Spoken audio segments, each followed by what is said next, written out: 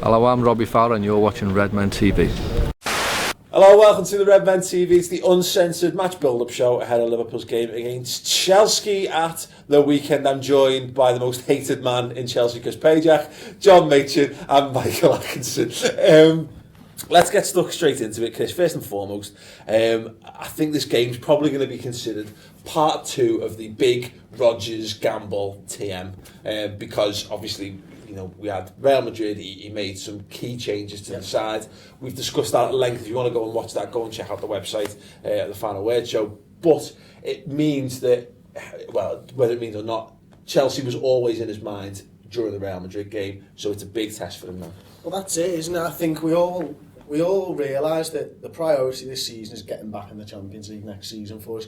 I think Rodgers prioritised Chelsea. I don't think he disrespected Liverpool fans in any way, shape or form by fielding what could be considered weaker team against Real Madrid. I think he did put the team out there that he thought had the best chance of getting a result. Or maybe he thought, I'll put this team out here and that team out there and I'll get the best results across the two legs almost, if you consider Real one and Chelsea one. It is key now, because he has made a rod for his own back, how we do against Chelsea. Because if he puts the first teamers back in and they don't perform, then they're making a rod for their back as well. Yeah. If they don't put the effort in that the lads on Tuesday night put in, there'll be questions asked about why they were then put back in after your Barinis, your Markovic's and your Colo Torres ran themselves into the ground for the bird. Yeah, I mean, it's a massive gamble either way. It was always going to be a gamble, wasn't it, Dad? Because let's put it this way, he puts his 5-6 players that he took out, his best players, in against Madrid. They run themselves into the ground. We get beat anyway. They then go into Chelsea not fully fit, unfocused for that match. He was always going to have to use his squad, and being in Europe means you're going to have to use your squad. So that's what he's doing. He's got to put those players back in for the simple point that the other guys left everything on the pitch in Madrid. So, you know, we can't really rely on them. Certainly not a handful of them. You know, the odd one might get in, but I would think more than likely they'll all be on the bench, and the 5 superstars will be returning to play Chelsea, and I'm hoping that they'll have all know how to kick up the backside and play a lot better than they've been playing.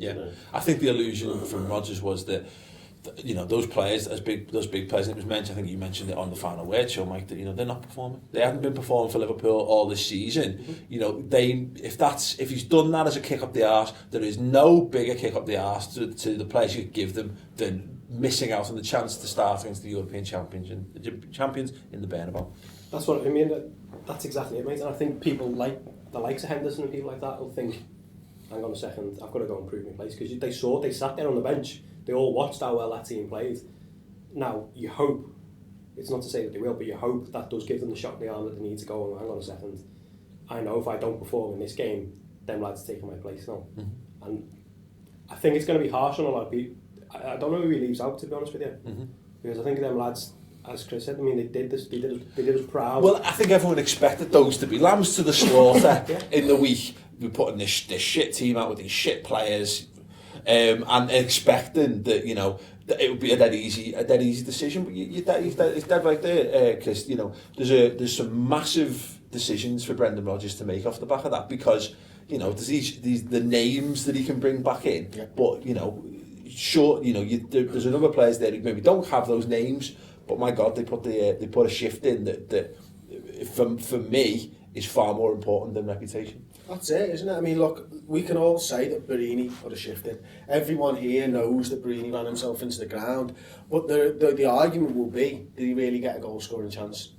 Do you know, might we have created something more with Balotelli up top? And that's difficult, because in most of the games at home this season, Balotelli has worked hard, and, you know, on occasion he has looked dangerous, but I don't think that you can compare Balotelli's working hard with Barini's, because it's natural, he's worked hard, he's done it for himself. He's worked hard, but he's never worked tirelessly. Yeah, that's it. And how many chances is Balotelli getting? Anyway, we're not creating chances, really, are we? Mm-hmm. Which you can tell by all them stats that he has, where he doesn't have a touch in the box. Hey, listen, if a ball drops in the box I fancied Barini to score a goal just as much as Mario Balotelli, and to be fair, possibly slightly more. You know, because Balotelli's missed so many of those chances, and look, Barini misses chances. He's not perfect, but what he is he's a predator when he gets those opportunities. But as you say, look, there is no right answer at the minute, because, like you say, none of those players. The only thing is, the worrying thing for me is that it is the early kick-off, and that, you know, when they've just come back from Madrid, they're supposed to have come back yesterday on Thursday, they're supposed to have come back when Rodgers kept them there for an extra day. You then start to think, oh, actually, you know, Tuesday night, late game, very late for these guys, they don't normally play football at that time of night, and then the early kick-off on the Saturday. That being said, Chelsea played away as well, and they've got all of these problems to deal with. So let's not forget that, because they did leave out a couple of key players against Maribor, but they had to bring them on as well. Yeah. They had a 2,000-mile round trip as well. Yeah. Well, I think the problem for Brendan Rodgers is going to come after Chelsea game, because all his players hopefully will be fit, and he's now had 4 or 5 new contenders for a first team place placed right on his doorstep from that selection the other night. I mean, I said after the game that I think all his signings came of age in that game. Yeah. You know, and I think they're all now going to be up for a spot, challenging properly. But I don't think that will happen this weekend, because I think it would be daft of him to play them, you know, let them run their legs off on Tuesday night and then play them on all of them on Saturday. I just don't see that happening. I mean, there's no way. There's no way Adam Lallana starting after that. No, Gavin Goose. Yeah, absolutely. But let's talk a little bit about Chelsea then, because I think the big question, Mike. How do they approach the game? Matic has basically come out and had a little bit of a slide dig about defending and the tactics used and what have you. Chelsea started the season like an absolute house on fire. You would expect them to continue that, to come to Anfield and try and have a go. But Mourinho is a defensive-minded coach, I think, predominantly. And I personally think he'll come and look to do the same that he did last season. Frustrate us. Maybe if he gets a point, he'll probably think it's a decent point, and if they can nick a win again, he'd be very happy with that. What do you think? I think they won't be as defensive, and they won't time waste as much as they did last season, because he came there last season to stop us win the league. And to piss us off, which he did quite successfully. He did. Some people off. Some more than others, in fairness. So I don't think he's going to do that, because we're not the same team we were last season, so he knows he can come and beat us as well. If they play, I think they'll play the way they play at the moment, which is they're defensive minded, but they've got players on the attack when they spring. It's a solid base they work from, isn't it? Of course it is, yeah. And then all he's done, they play exactly the same way they played last season. All he's done is he's added Fabregas to his midfield, which makes his midfield 10 times better, and he's got a goal scorer. That's the only difference. I mean, I think last year he was frightened that if he came and played a game of football against us, we'd beat them. Yeah. Because he'd seen us annihilate Everton and Arsenal and what have you. And he therefore decided to cut the amount of minutes in the game from the first one, so they wasted time from the first, second. You know, we don't even need to rehearse all that again. They were just disgraceful throughout the whole game, determined not to lose. Yeah. And I don't think that he will look at Liverpool at the moment and think that we're not beatable, and therefore they'll just come and play their normal game, which I just say very strong defensively, very good in midfield, and they score goals now, which they didn't do last year. The big key for me is how Rodgers plays it, not really what Mourinho will do. I don't know how Rodgers is going to play. I suspect he'll play one up top again, but I'm praying he doesn't, but I think he probably will. Yeah, I mean that is a big question, isn't it? Because I think we came away from the Chelsea game last season, Chris, saying, and I think everyone thought that's where Rodgers. But I was just saying naivety, but I think it's sort of immaturity as a manager to a certain extent. You know, we probably should have played for a draw in that game because it would have been enough for us. Well, I think there was a case that Rodgers wanted to, having worked under Mourinho, go out and embarrass Mourinho a little bit. And I think what ended up happening was Mourinho ended up embarrassing us. Yeah. Because he got his tactics right and Rodgers never. I think, you know, with the advantage of hindsight, he should have just gone and tried to play for a draw. It didn't work out that way. It would have been great to shove it at them if we did get another 4-0 victory or something against them. They're a good side with good professionals. The thing that they were lacking last season was a goal scorer, and as Mike's already said, someone to provide for them. Yeah. Now Mourinho's gone out and done that. I don't think he'll come and park the bus this year. I think he now wants to he's sort of put the nail in last season, at the end of last season. Now he wants to hammer it home and show actually we're a much better side. They had goalkeeping problems as well last year, didn't they? Yeah, which they certainly don't have. No, they don't have two best keepers in the league, arguably. Well, bear in mind, both of our keepers wouldn't even make their bench. Yes. Yes. Even though they'd be loaned out somewhere, wouldn't they? Yeah. Yeah. Damn. Yeah, they probably just Even wouldn't playing have signed them. together at the same time.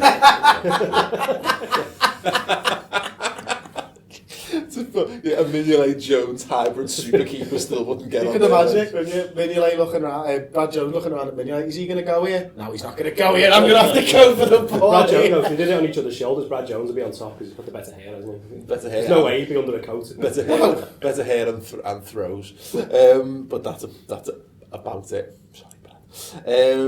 I thought just wrapping up on sort of Chelsea. Jose Mourinho, and this is a comment by someone on Twitter, is the biggest troll in football, isn't he?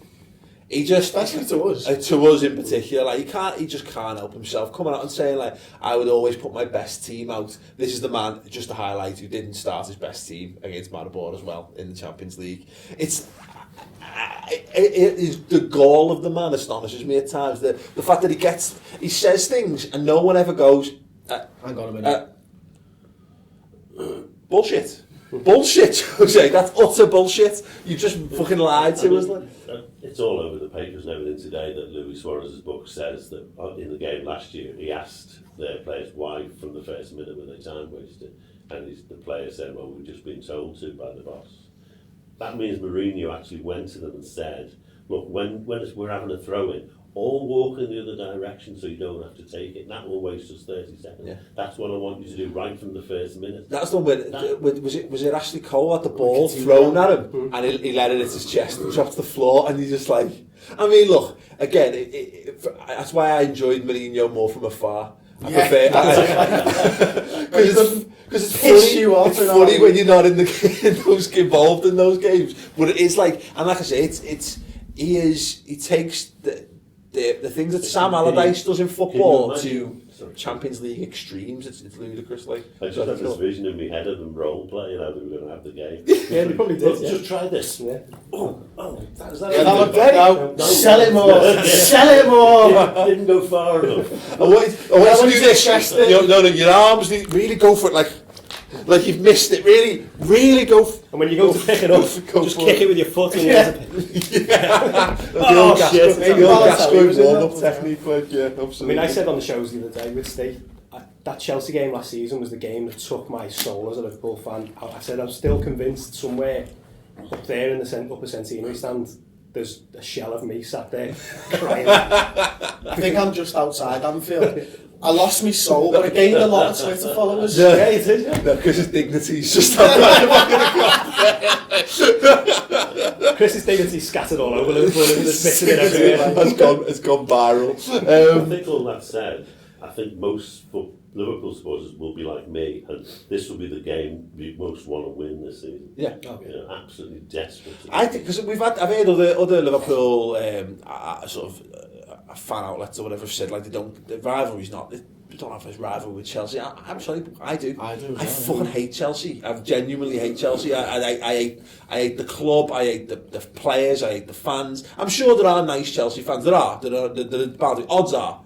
I mean, I know that there are smaller cross-section of fans. My family are Chelsea fans down south, the London branch, if you will, like, and they're all sound. They all watch the game. They all understand football. They're good fans and stuff. But it's the club that I really have a problem with. There are a section of fans, the ones that troll me on Twitter, that I don't particularly like. Don't worry, don't get me wrong. There are bellends who support every club, but it's the ones who bring iPads with messages of support or disgust to show off at the game with the ones that just take the biscuit for me, like, welcome back of an envelope with get out Rafa on. But that's hilarious. But it's when bringing an iPad, like, keep calm and keep Chelsea, wanker, absolute fucking wankers. A lot of them, like, the wankers. That's a good way to describe Chelsea that doesn't get you in any trouble. The plastic flag waving wankers. Plastic flag waving wankers. I take great pleasure in beating Chelsea, and I hate losing to them, and I think that's a big thing, and that's why this is a massive game for us. I think we owe them one big time just because of last season, and that's why I think players like Steven Gerrard, you know, we saw what Lucas Leiva can bring to that Liverpool side in the Bernabeu. He is the only genuine defensive midfielder at the club. I thought he had a terrific game, but I want Steven Gerrard in this match, because if anyone's got something to prove, the only other man who got trolled more than Chris after that game was Steven Gerrard. You know what I mean? Oh, it's still happening in the grounds now. Exactly, Slippy G and all that bullshit. Like, you mean, and every time he now falls over, there's like everyone in the crowd goes, "Hey, that man's got something to prove." This is it's almost like you can say winning the league title is the last thing he's got to prove as a player. I actually think like this could be it. This is his big thing. He's just got to go and just, you know, do something. Stay on 2 feet. Against Chelsea. Yeah, just you know, stand up, put some. Can I advise slightly longer studs, Stephen? You know what I want him to do? Not blades. The ball's going towards Mourinho on the touchline, and to slip and clatter into Mourinho. Yes! And take him out. Yes! Like, that would be amazing. Yeah. That would be it. That was like, you take a draw and that. Sorry. Yeah, take a draw and Mourinho out for a couple of months with a fractured tibia. You'd make sure you ripped his coat as well, wouldn't you? Shit coat. Yeah, absolutely. So, question then. I mean, Mike, let's go to you first. I mean, does Brendan Rodgers go wholesale reversion of the squad and restore the Madrid 5 or 6, as it were? Madrid 5, really, I think. Yeah. Birmingham 6, isn't Yeah. it? I don't think he should, but I think he will. I mean, I'd still like to see Manquillo and Moreno stay in. Well, Colo. I'd love to see Colo stay in, but for Skrtel, and I put Lovren in. Yeah. Because I thought Skrtel was pretty dreadful, and I think Lovren played well at home, as I said on the previous show, against Swansea next to Colo. I love it. Colo, although he did a good job there, I prefer him at right side centre half. Exactly. Put him given the choice. Like, just going back to last season with him and Agger as the centre backs at the start of the season was solid enough. Solid, I mean, the problem with Colo is, we said this on the Final Word show, is that he's regained his cult hero status this week, but he is only one mistake away from being absolutely destroyed. Yeah, let's not forget, he nearly scored an Oggy, didn't he? I knew he had a worldie of an Oggy against Madrid. And to be fair, but equally to be fair, he is the better of the Torre brothers at the moment. Yes. Yeah. Once Yeah, he has a sleep, isn't he? He's just, who is he? He's in a trance. Who is that idiot in their midfield at the minute? Like, But I think Gerrard's got to come back in, obviously. So that means Lucas doesn't play. Hendo comes back in. Probably for me, it'd be for Joe Allen, because I think Joe Allen he played the full game and he was knackered by the end of it. Yeah. So I think Emre Can deserves to go in, because they've got a big, powerful midfield. Yeah. With the likes of Matic, I think we need to try and match that strength. I would be interested to see Emre Can. Just go to Emre Can. Your job is just to stand on Matic's toes. Yeah. Just causing problems, you know what I mean? Put pressure on him, rough him up a bit, and see what happens. Or Henderson, either or. I'd love us to go to up top. I think Mario and Barini. It's a surprise Chelsea, because Chelsea are expecting us to go one up top. Yeah. I'm not sure, by the same logic, I'm not sure what Barini's got left in the tank for that game. Yeah. But I'd like to think he's got 60 minutes in. You know, he's not going to have to do the level of running that he did in the week as well. I think there's an argument for retaining the defence, because they play very well and do like the two full-backs. Mm-hmm. But certainly the likes of Lallana, Joe Allen, Barini, Chan, Markovic, I can't see them playing at all because of what they did the other night. I just can't see him not leaving them out and putting in, you know, people who are fresher, like Coutinho, Henderson, Gerrard, Balotelli. If we go with that, though, one of them's got to play, hasn't he? One of them. And that's not what I would want to do, but I think that's the logic of what's happened up to now in terms of these games. But I do think that the likes of Jan and even Markovic, you know, have put down a marker. Played themselves into contention. They are now not just squad players.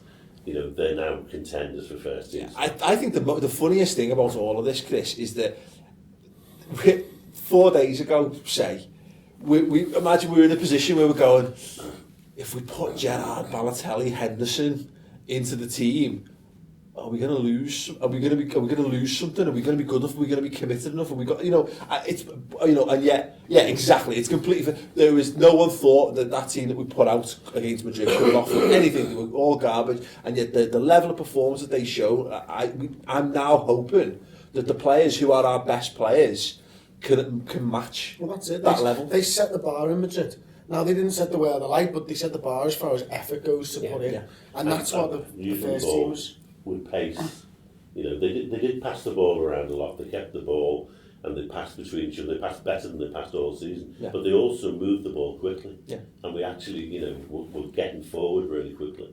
And if we had some firepower up top, that pace would actually make a difference. Yeah. And unfortunately, it's probably going to be left out against Chelsea. Yeah. But I don't know what you could maybe play them for an hour, but take a chance. This is it. I think the thing. I suspect he won't. Bring in the likes of Balotelli, Gerrard, Henderson. What those players do have, and obviously Sterling, more importantly Sterling, I suppose, and Coutinho. These are class.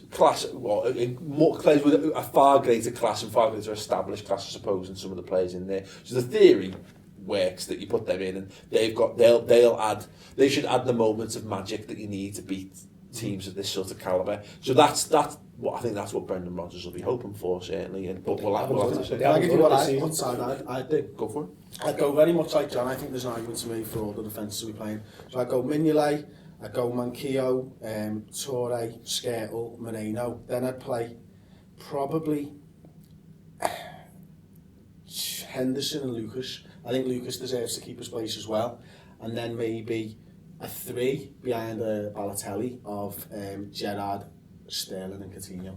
That'd be a hell. Because I think the defensive side of it, we were just so much better with Lucas in there, and I think we'll need that still. And I don't mind if Gerrard wants to play a little bit further up the pitch, and if he's got good players around him, I think that could be a way forward. Lucas is a more experienced player. He'll be used to playing 2 games a week, games of that calibre, and his style isn't all energy. He's very reserved.